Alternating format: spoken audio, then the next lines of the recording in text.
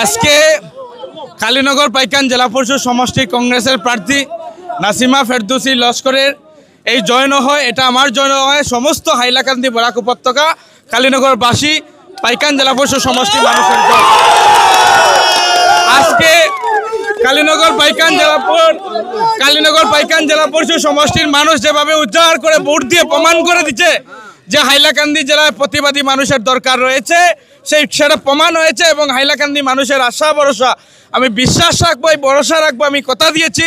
এবং হাইলাকান্দি মানুষের ডেভেলপমেন্টের ক্ষেত্রে, উন্নয়নের ক্ষেত্রে কালীনগর পাইকান জেলা পরিষদ সমষ্টির সর্বসাধারণ হিন্দু মুসলমান বৌদ্ধ জৈন খ্রিস্টান সর্বশ্রেণীর মানুষের প্রাধান্যের ক্ষেত্রে, ডেভেলপমেন্টের ক্ষেত্রে, উন্নয়নের ক্ষেত্রে আমি কাম করে যাব, সেই বিশ্বাস, সেই আস্থা রাখার জন্য আমি আহ্বান করছি।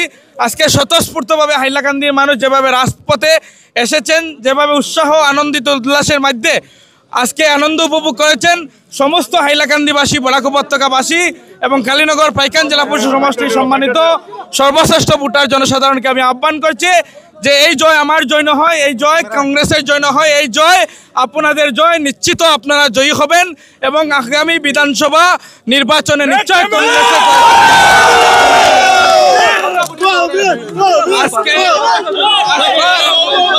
আজকে যেখানে বিজেপি, আপনারা জানেন সাম্প্রদায়িক বিজেপিকে উৎখাত করার জন্য আমি দীর্ঘ বছর আন্দোলন করে এসেছি, প্রতিবাদ করে এসেছি।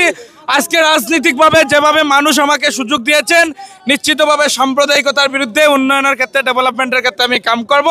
এবং বিজেপি, সেটা প্রমাণ হয়েছে। আজকে বিজেপি আমার কাছে 5200-র অধিক ভোটে পরাজিত হয়েছেন। নিশ্চিতভাবে বিজেপির প্রতি মানুষের ঘৃণা বিদ্বেষ বেড়েছে, আর এই বিজেপিকে উৎখাত করতে আমি হাইলাকান্দিবাসীকে আহ্বান করছি। এবং আপনারা জানেন আমি টেকার বিরুদ্ধে লড়াই করেছি, আমি বিজেপি নেতা পাল নেতার বিরুদ্ধে লড়াই করেছি, আমি একলা কালীনগর পাইকান জেলা পরিষদ সমষ্টিতে সাধারণ মানুষের সঙ্গে নিয়ে লড়াই করেছি।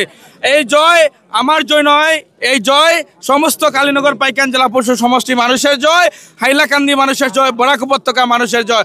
নিশ্চিতভাবে আগামী দিনে হাইলাকান্দি বরাক উপত্যকা কালীনগরবাসী মানুষের জয় হবে।